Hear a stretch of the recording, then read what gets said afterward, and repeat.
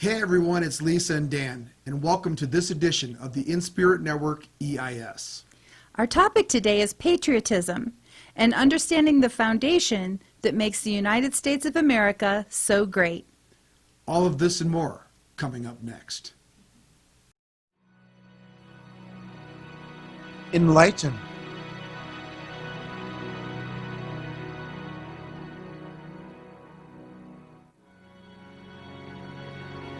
Inspire.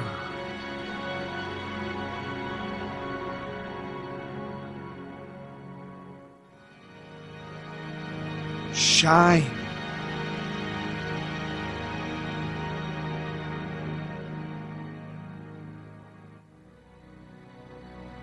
In spirit.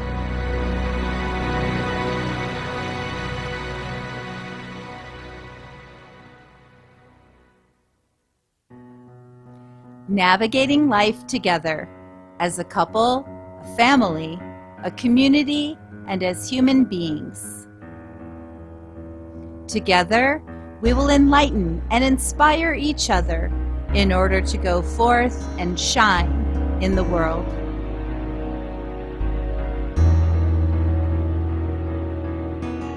Welcome to the INSPIRIT Network.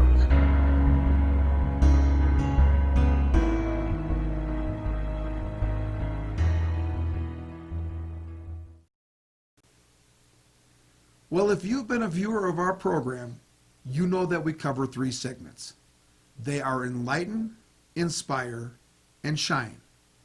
And on today's Enlighten segment, we're going to feature the founding documents of our country. And in the Inspire segment, we'll hear inspiring messages from patriotic Americans. And in our Shine segment, we've got a special feature. We're going to take you to two naturalization ceremonies that took place in 2019. A naturalization ceremony is where immigrants take the oath of citizenship in order to become American citizens. But before we begin, please subscribe and hit the notification bell so that you don't miss out on any future episodes.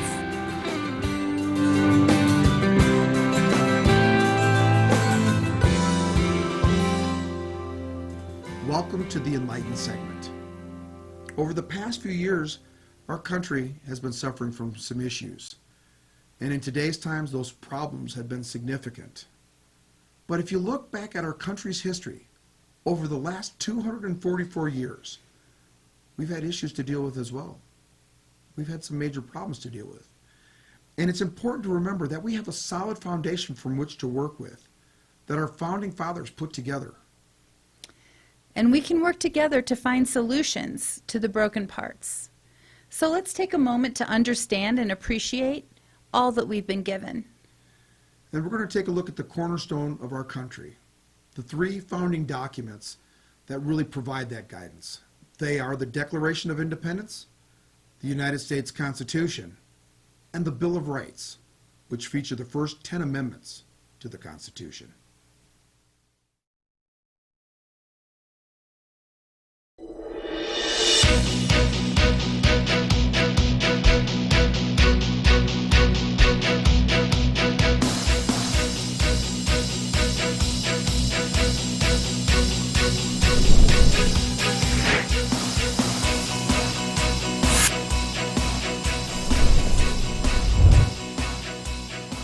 Welcome to Constitution Hall Pass. I'm Katie Stahl here at the National Constitution Center in Philadelphia. We're here to talk about the Bill of Rights, those first 10 amendments to the Constitution that protect so many of our most cherished freedoms and individual rights.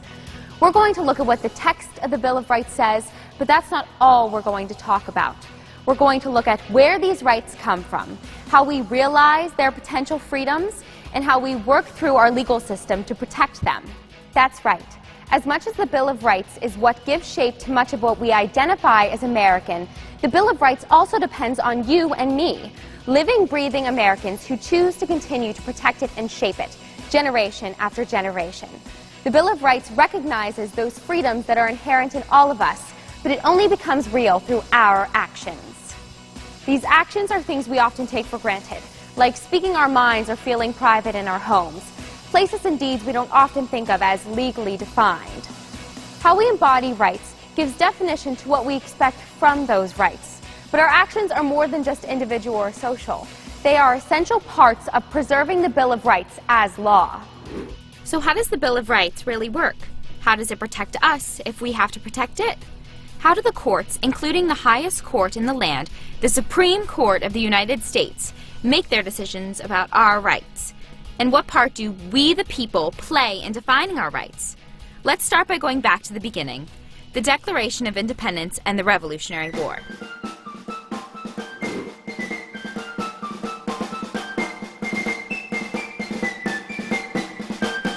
We're at the Declaration House, just a few blocks away from the National Constitution Center. This house was built in 1775 by a local bricklayer named Jacob Graff Jr. 1 year later, Thomas Jefferson came here to write the Declaration of Independence, our statement to the world that we were to be free and independent from Great Britain. The Declaration of Independence says that individual rights are inherent in all people by virtue of our being human. No government or king can grant them. They come from nature and belong to everyone. As such, they also can't be removed by kings or sovereigns. They are unalienable. Listen to the language.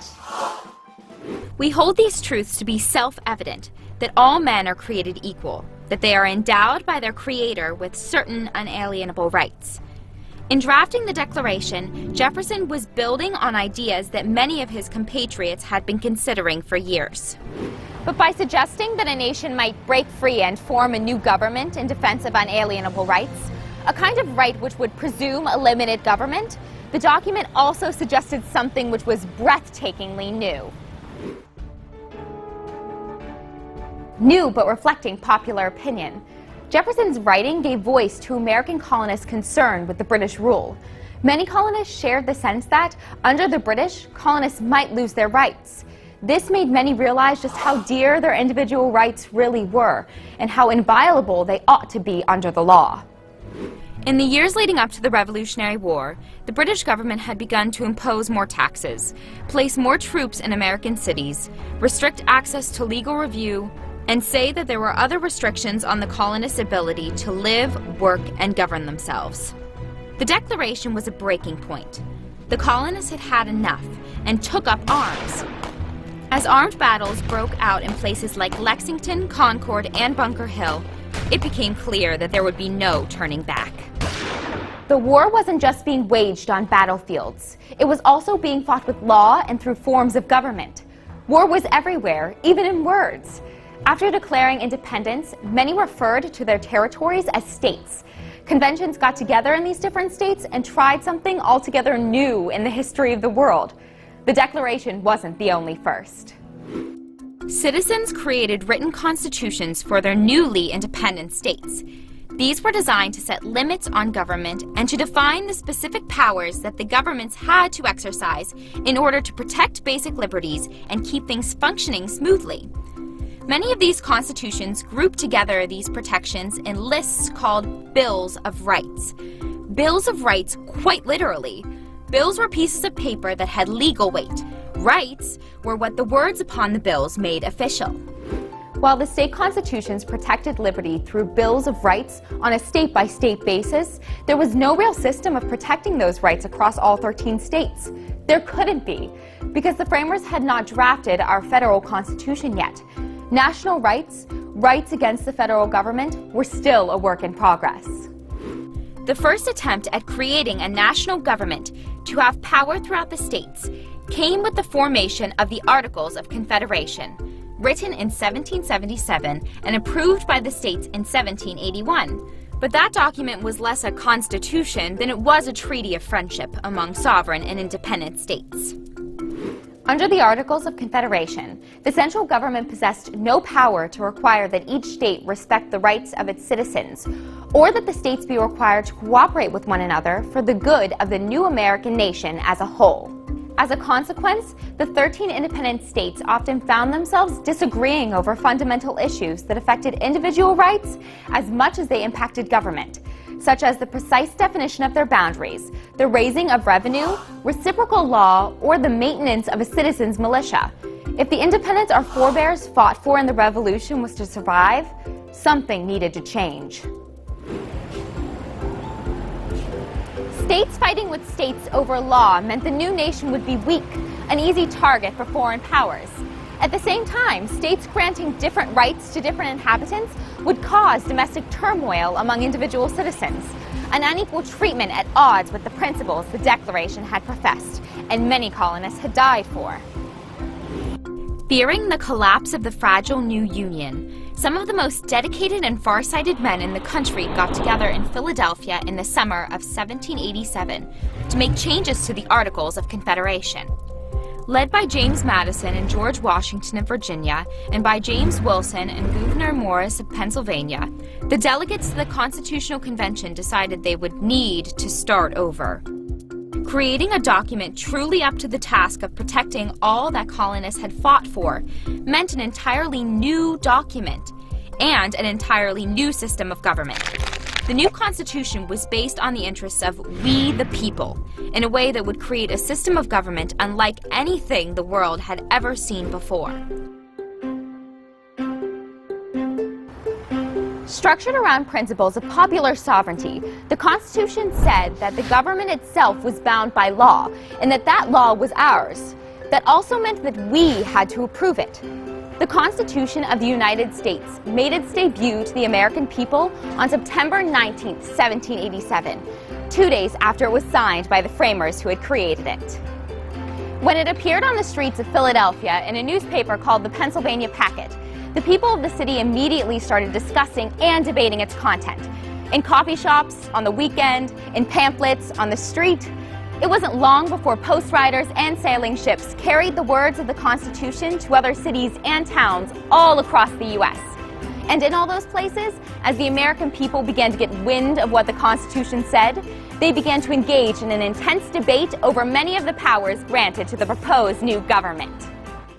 The Constitution didn't become the supreme law of the land when the framers signed it on September 17th. In fact, it was just getting started. To be embraced by we the people, it had to be ratified or approved by 9 of the 13 states. Each state called a convention which was supposed to decide whether or not to ratify the Constitution. And the people of the states would use those ratifying conventions to make their voices heard when it came to the new Constitution. Many Americans expressed their concerns about the powers granted to the new government. Having just defeated a king, many were suspicious that the new system, with its strong president and a Congress that could pass a wide range of laws, was a return to the kind of centralized power monarchy stood for.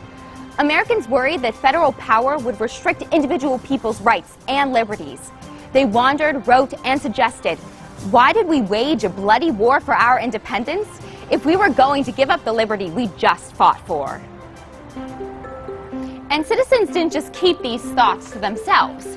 They made their views known in printed pamphlets and newspaper articles, and they gave the people they'd elected to the state ratifying conventions a piece of their minds.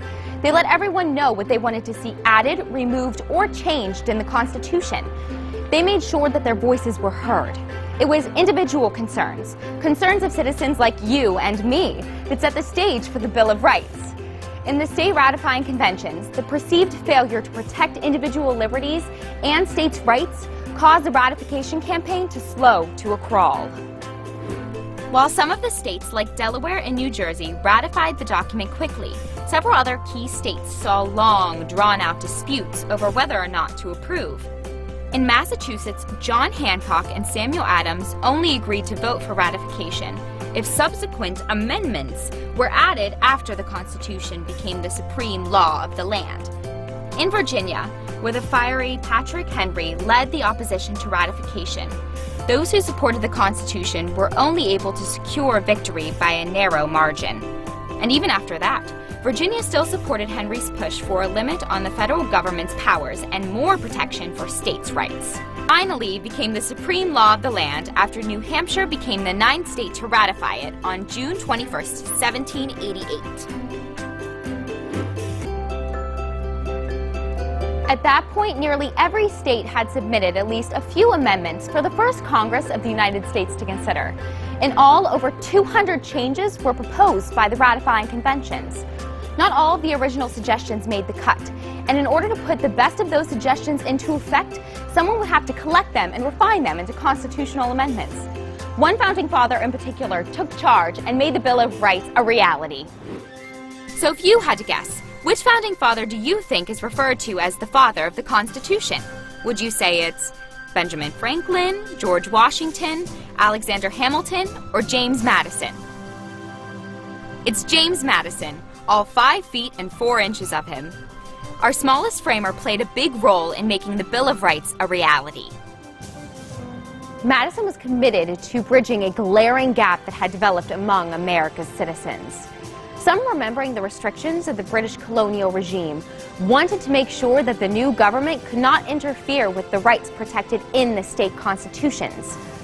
Others, remembering the problems caused by the weak government under the Articles of Confederation, wanted to make sure that the new government could protect the country's independence over the long haul. Madison knew that the country needed a bridge that would allow the two sides to meet in the middle, one that would empower the government to meet the needs of the country while it still protected the rights and freedoms of individual citizens. Madison didn't want to stop contributing once the Constitution had been signed. He wanted to be just as active in building the new government. Even if he wasn't on board with the idea of a Bill of Rights, he still wanted to make sure that the people who opposed a Bill of Rights couldn't stop the process of ratification. He originally wanted to represent Virginia in the Senate, but his political enemies in the state government, like Patrick Henry, shut him out. So instead, he ran for election to the House of Representatives.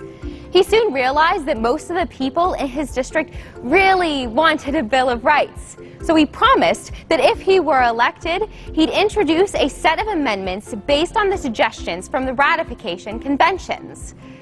Madison won his election, and as a member of the first Congress of the United States, he soon got down to business.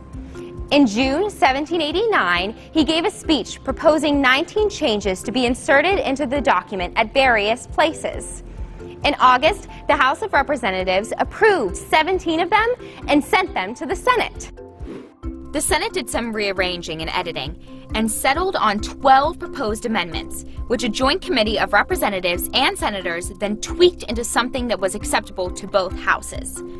On September 25, 1789, the 12 amendments were approved and sent to the states for ratification. Out of those 12, 10 were ratified by the necessary number of states.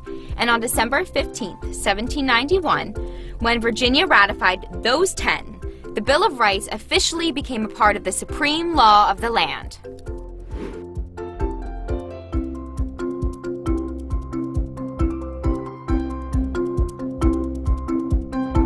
Now that we've seen a little bit about the creation of the Bill of Rights, let's take a look at what's actually in the amendments. So what do we get from the Bill of Rights? Like we said, there are 10 amendments which make up the Bill of Rights. The First Amendment protects our freedom of expression and the free exercise of religion. These rights allow us to be who we are and to think what we want, allowing us to share our opinions with everyone. These freedoms aren't absolute.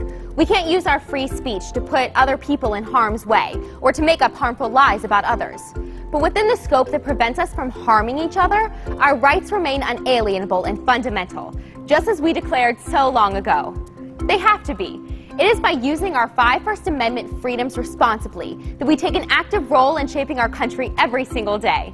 The Second Amendment deals with the people's right to bear arms. Remembering the importance of a citizen's militia in the struggle to protect American liberties during the Revolutionary War, the voices speaking through the Bill of Rights wanted to include a guarantee that the right of the people to keep and bear arms would not be threatened. Today, the precise meaning of the Second Amendment raises a lot of strong opinions on both sides. Some see it as a social right, the right of a group of people to bear arms.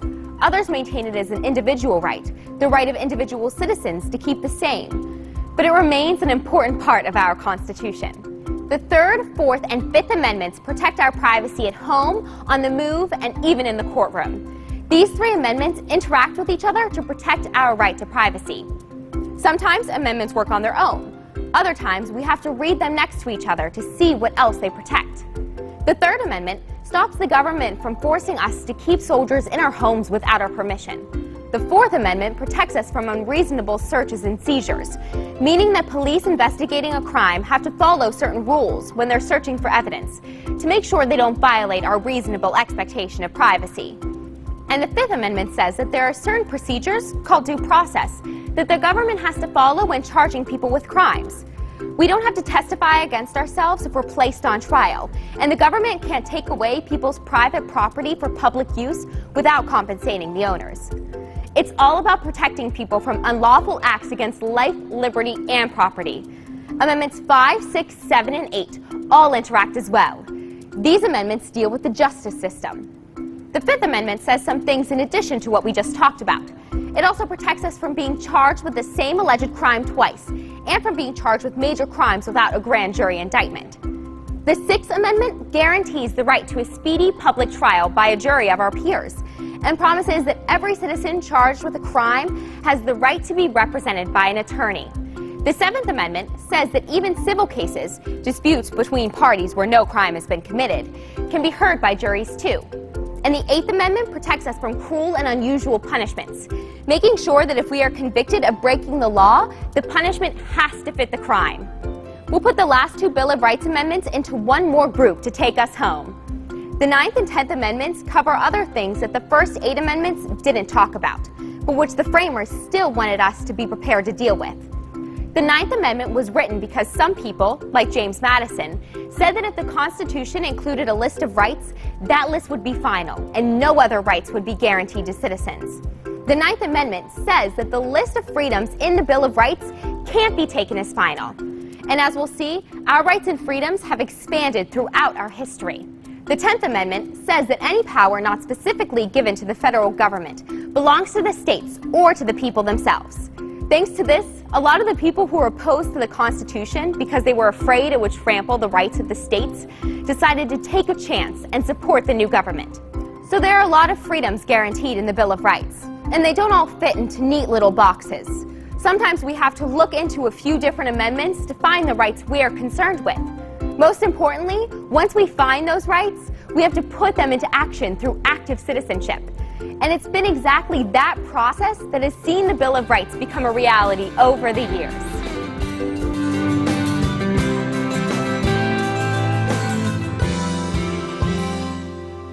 Welcome to the Inspire segment.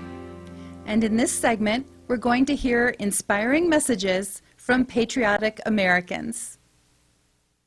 And so, my fellow Americans, ask not what your country can do for you. Ask what you can do for your country.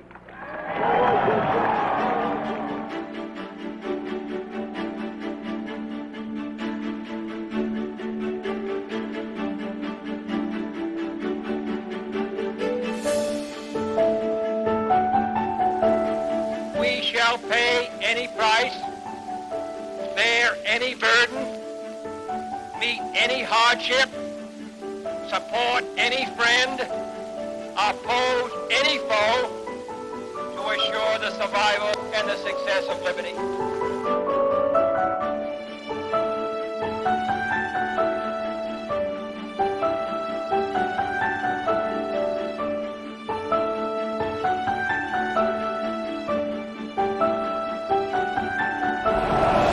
Freedom has many difficulties, and democracy is not perfect.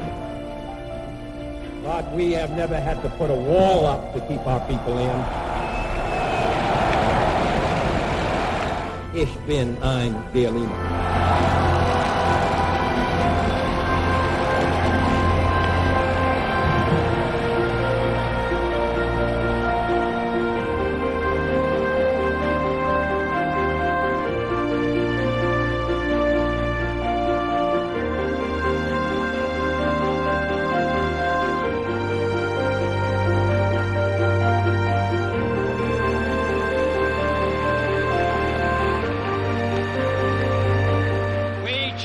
Go to the moon in this decade and do the other thing, not because they are easy, but because they are hard.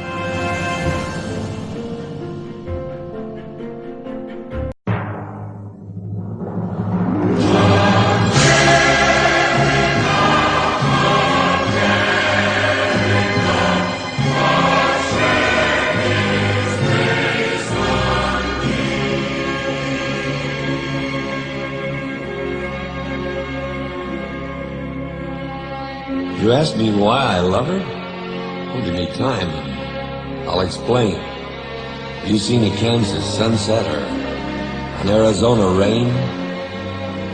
Have you drifted on a bayou down Louisiana way? Have you watched the cold fog drifting over San Francisco Bay? Have you heard a Bob White calling in the Carolina pines, or heard the bellow of a diesel in the Appalachia mines? Does the call of the Niagara thrill you when you hear her waters roar? You look with awe and wonder at her Massachusetts shore, where men who braved a hard new world first stepped on Plymouth's rock. Do you think of them when you stroll along a New York City dock? Have you seen a snowflake drifting in the Rockies way up high? Have you seen the sun come blazing down from a bright Nevada sky? You hail to the Columbia as she rushes into the sea, or bow your head at Gettysburg, our struggle to be free? Have you seen the mighty Tetons? You watched an eagle soar? Have you seen the Mississippi roll along Missouri's shore? Have you felt a chill at Michigan when on a winter's day her waters rage along the shore in thunderous display? Does the word aloha make you warm? Do you stare in disbelief when you see the surf come roaring in at Waimea Reef? From Alaska's cold to the Everglades, from the Rio Grande to Maine, my heart cries out, my pulse runs fast, the might of her domain.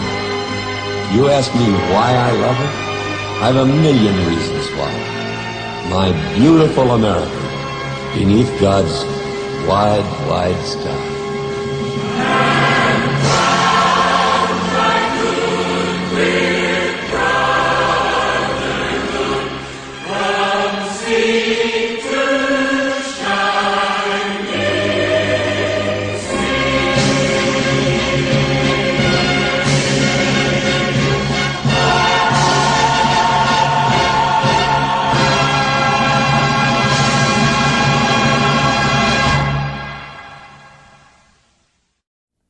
This national feeling is good, but it won't count for much, and it won't last unless it's grounded in thoughtfulness and knowledge. An informed patriotism is what we want. And are we doing a good enough job teaching our children what America is and what she represents in the long history of the world? Those of us who are over 35 or so years of age grew up in a different America. We were taught very directly what it means to be an American. And we absorbed almost in the air a love of country and an appreciation of its institutions. If you didn't get these things from your family, you got them from the neighborhood, from the father down the street who fought in Korea, or the family who lost someone at Anzio. Or you could get a sense of patriotism from school. And if all else failed, you could get a sense of patriotism from the popular culture. The movies celebrated democratic values and implicitly reinforced the idea that America was special. TV was like that too, through the mid-60s. But now we're about to enter the 90s, and some things have changed. Younger parents aren't sure that an unambivalent appreciation of America is the right thing to teach modern children. And as for those who create the popular culture, well-grounded patriotism is no longer the style. Our spirit is back, but we haven't re-institutionalized it. We've got to do a better job of getting across that America is freedom. Freedom of speech, freedom of religion, freedom of enterprise, and freedom is special and rare. It's fragile. It needs production. So we've got to teach history based not on what's in fashion, but what's important. Why the Pilgrims came here, who Jimmy Doolittle was, and what those 30 seconds over Tokyo meant. You know, 4 years ago, on the 40th anniversary of D-Day, I read a letter from a young woman writing to her late father, who had fought on Omaha Beach. Her name was Lisa Zanata Hen, and she said, "We will always remember. We will never forget what the boys of Normandy did." Well, let's help her keep her word. If we forget what we did, we won't know who we are. I'm warning of an eradication of the American memory that could result ultimately in an erosion of the American spirit. Let's start with some basics. More attention to American history and a greater emphasis on civic ritual. And let me offer lesson number one about America. All great change in America begins at the dinner table. So tonight in the kitchen, I hope the talking begins. And children, if your parents haven't been teaching you what it means to be an American, let them know and nail them on it. That would be a very American thing to do.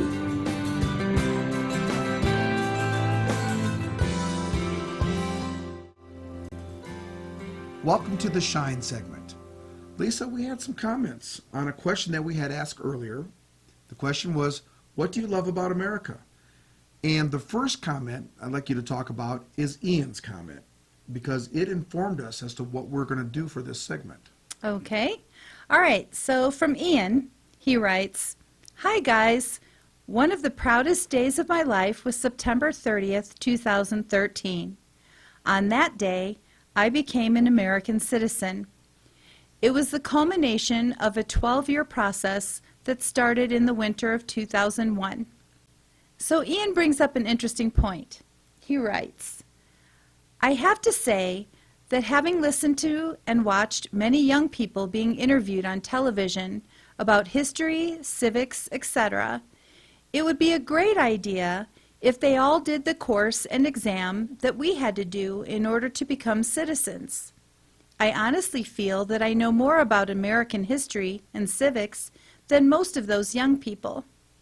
I am grateful for that because America is the greatest country in the world. The American dream is real. Although there are many factions trying to kill the country, it is not dead, and it will not die." Ian goes on to say, "I am now a proud American, and I love my country. At the moment, I think that we are in a battle of good against evil, but I have no doubt that good will overcome evil, especially with the help of our prayers and our God." Ian, thank you for that comment and your participation. Lisa, we had another comment from Danielle, and she's Kenwood with Farm. Kenwood Farms, yes. That's right. And so her response to "What do you love about America?" goes like this: "Individual civil rights as the guiding principle." I guess I can agree with that. Certainly can. And Danielle, again, thank you for participating and providing that comment. Now we're going to take a look at some naturalization ceremonies that took place in 2019. Now these ceremonies are where immigrants take the oath of citizenship so that they can become American citizens. The first video, shot in 2019, is going to take you to some minor league ballparks, sort of a montage, and show you several ceremonies where immigrants were able to take that oath of citizenship. The second video is going to show you immigrants taking that oath of citizenship, but this time in a very special place. For the first time in the history of our government, they're going to be taking that oath of citizenship in the Oval Office of the White House. I'm looking forward to seeing that.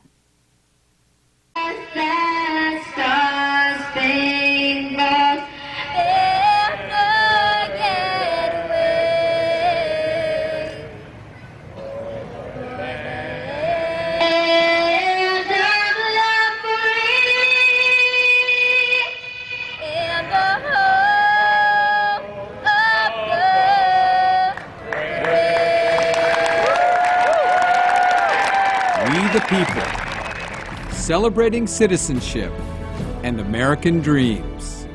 Tonight we have 21 candidates from 15 different countries who will be naturalized.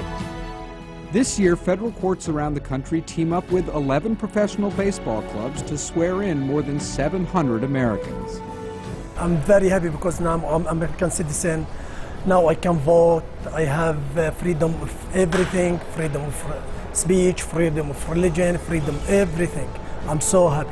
New citizens celebrate in Connecticut with fans of the Hartford Yard Goats, in New York with the Auburn Doubledays, in Oklahoma City with the AAA Dodgers, and in Ohio with the Dayton Dragons. Ladies and gentlemen, tonight we celebrate Dayton by hosting United States District Court's naturalization proceedings here at Fifth Third Field.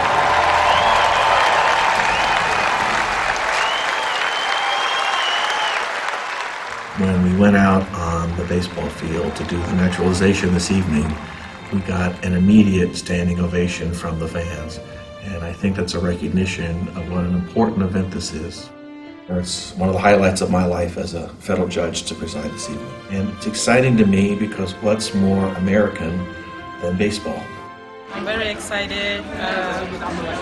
My feelings are all over the place, but I would say excitement is the main thing. I'm very excited to be here. This is an honor and a privilege to be able to become a citizen of this exceptional country that has its origins like none other, and that's why I chose to be here. I'm so happy. I'm very proud and excited. Oh, it's a great day, and I'm so proud to be a US citizen. I'm very excited. I waited for it almost 40 years, so woohoo! The U.S. Citizenship and Immigration Services oversees the naturalization process. The applicants must demonstrate an understanding of English and knowledge of our history, our principles, and our form of government. U.S. Magistrate Judge Robert Richardson presides over the ceremony in Hartford.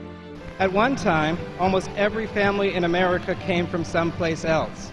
America is a country of immigrants, and we should be very proud of that fact. Our diversity is part of what makes America such a great country. Well, that's a wonderful feeling, first of all, to be an American, which is like, I guess it's a dream of everybody. And that's great because they give opportunity to vote and serve in a jury especially, which is not allowed like in most of the countries. So yes, it is great to be an American citizen. This is my home, so it feels good to be able to say like I belong here, that I'm a citizen.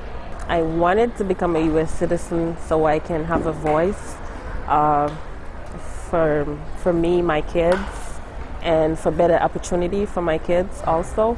Please raise your right hand, take the oath of allegiance, and if you agree, respond, I do. That you will support and defend the Constitution and laws of the United States of America against all enemies, foreign and domestic. That I will bear true faith and allegiance to the same. And that you take this obligation freely, without any mental reservation or purpose of evasion, so help you God. I do. I do. I do. Congratulations, you're all United States citizens.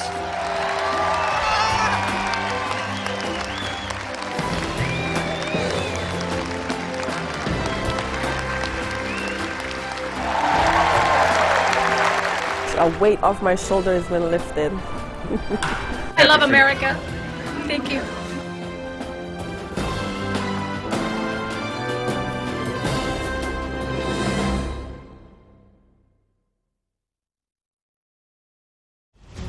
There is no higher honor or greater privilege than becoming an American citizen. Our whole nation embraces you with open arms and joyful hearts, and I know that you will treasure this day forever. By taking this oath, you have forged a sacred bond with this nation, its traditions, its culture, and its values.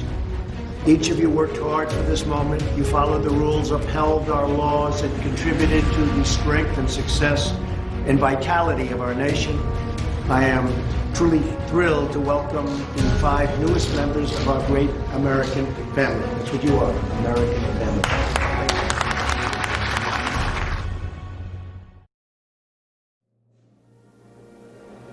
Well, that wraps up this edition of the INSPIRIT Network EIS.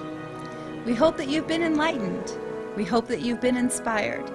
Now let's go shine. Take care, everyone.